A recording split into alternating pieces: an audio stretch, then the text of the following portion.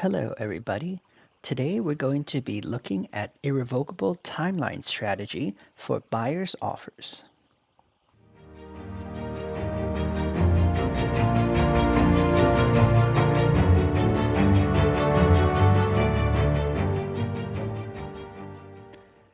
So first of all, what is the irrevocable? Let's take a look here. I'm going to pull up a real contract here. In this contract and this video, we're going to talk about the buyer. And usually it's a buyer who sets the irrevocable. Whoever sends in an offer will set the irrevocable. So it says the offer shall be irrevocable by the buyer until 6 p.m. on the 24th of September. So what that means is the time that we send in this offer must be before 6 p.m. So for example, that morning, September 24, maybe 8 a.m. So when the seller receives this offer, they have from 8 a.m. until 6 p.m. to accept this offer. They have a few decisions to make. They can accept the offer or they can ignore it, which is the same as rejecting it, or they can put a counter offer in. And basically, what it means for the buyer is that once you put in an offer, you cannot take it back. If, let's say at 5 p.m. you decide not to, you know, buy this property anymore, you can't do that because it's irrevocable. The seller can accept it if they want to, and you have to go through with this offer. I'm just going to go over a little bit more of the basics of irrevocable, what it is, and I'm going to go into the strategy that I've developed for buyers over my experience for the best outcome. So let's start off with example here, buyer's perspective, okay? So first, party A offers to party B to purchase a property, irrevocable in 5 days. So party A, the buyer, finds a house that's less expensive and better. So now party A, the buyer, wants to put in an offer for another property. And then the agent, which is party A's agent, the buyer's agent calls the seller's agent saying that the offer is revoked and we don't want the house anymore. And now this buyer gets a new offer and put in another offer on another property. So now this is an issue. You see here it's irrevocable. So this buyer's agent couldn't have called the seller to say that the offer is revoked. Okay? So now the buyer put two irrevocable offers, and both sellers of both houses can accept, and then now they're legally responsible for buying both houses. However, one thing to note is that from the seller's perspective, technically, they can get multiple irrevocable offers. They don't need to accept any, and this is a big benefit for them because they can just choose any one. And this is where my strategy comes in. So once you put in an offer, the listing agent who's doing their job properly is going to actually call every single agent who has done a showing on the property because they're trying to get the highest price and to stir up competition for their seller. So in this video, I'm going to talk about me as the cooperating agent, which is also known as the buyer's agent. What is my strategy? So in the past, and I've seen some agents and even myself early in the early days made this mistake. I would call the seller's agent way in advance, maybe the day before, so excited, saying, "Hey, we're gonna put in an offer for sure tomorrow, 100%." And then what they can do, they start calling other agents who did a showing, saying, "Hey, we got someone interested. If you want to put an offer, this tomorrow might be your last chance."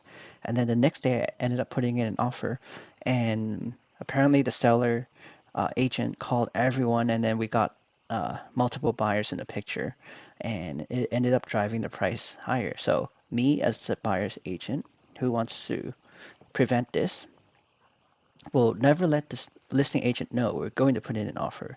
We want to surprise them. So how do we surprise them best? So I like to ask the listing agent or the seller's agent when is a time that the seller can review offers. So sometimes they say, oh, they can review offers at after work only, like 6 to 9. That's the only time they can review offers, right? So why would you put in an irrevocable offer at like 8 a.m.? Because all that does is that, because once you give them something in writing, it's even stronger. The seller's agent can actually call the other buyers who did a showing or even just expressed interest through email or text. And they'll say, hey, we actually have something in writing, and um, you know, we're going to decide by tonight. Put in an offer today. It's your last chance. And um, so this is where the irrevocable time comes in as well. You want the period where you submit the offer and the offer expiring to be very short. The shorter the time that you have something in writing, the less time the seller's agent has to call all the other buyers, your competitors. And we can't be mad at them for doing that because it's their job. Their job basically is to get the seller the best offer, right? So if they don't call the other buyers who showed interest, they're not really doing their job properly, right? So how do we prevent this? So basically in my scenario, let's say, okay, we can only review offers 6 until 9. You know what's the best thing to do? We'll put in an offer without letting them know in advance. I'm not going to call them at like 4 and be like, hey, I'm going to put in an offer at 7, because at 4, they're going to start calling people saying, hey, at 99. They have to say this to the other buyers, by the way. They say, oh, we don't have anything in writing yet, but I had an agent who did a showing and they called me and told me they will 99% put in an offer. And I don't know, they're not gonna know when the irrevocable is unless we tell them. In early days, I made that mistake. I'll tell them like, oh, we'll put in an offer, at uh, maybe even like 3 p.m. irrevocable by midnight. Then starting at noon, let's say I told them at noon, they have 3 hours to call everyone, and then at 3 p.m. they're like, oh, the offer actually came in, and now you have 6 hours to write an offer. So that's a lot of time, right? So what should we do? In this scenario, the best thing to do, if we have questions, I'm not even going to tell them we're going to put in an offer. I'm actually going to never say we're going to put in an offer. Sometimes I have an offer signed, ready to send, and they even ask me, do you have an offer? I say, I don't know. We're still thinking about it. So they can't say anything to the other buyers. So what I would do is put an offer in maybe right at 6 when they're able to review offers, and make it irrevocable maybe by 10.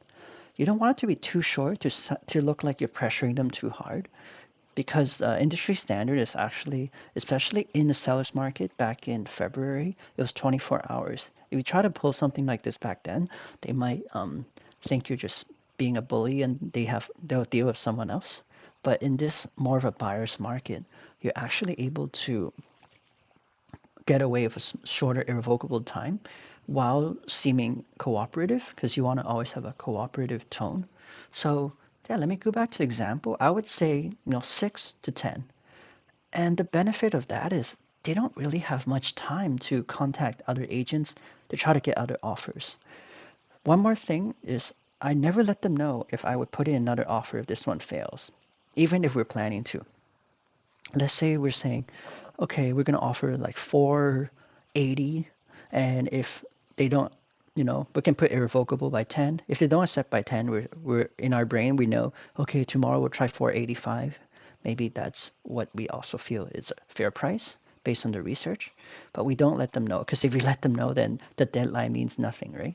So we'll say, I actually even say maybe like a white lie, say, oh, my buyer, was looking at this other property with an offer date of tomorrow.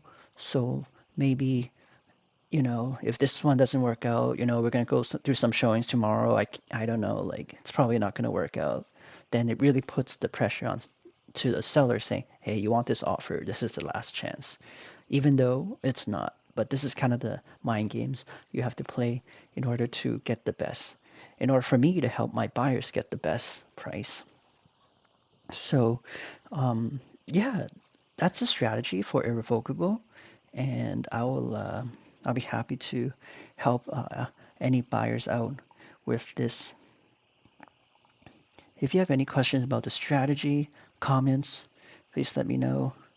Hope you enjoyed the video, and let me know if you agree with my methods and my strategy. Take care.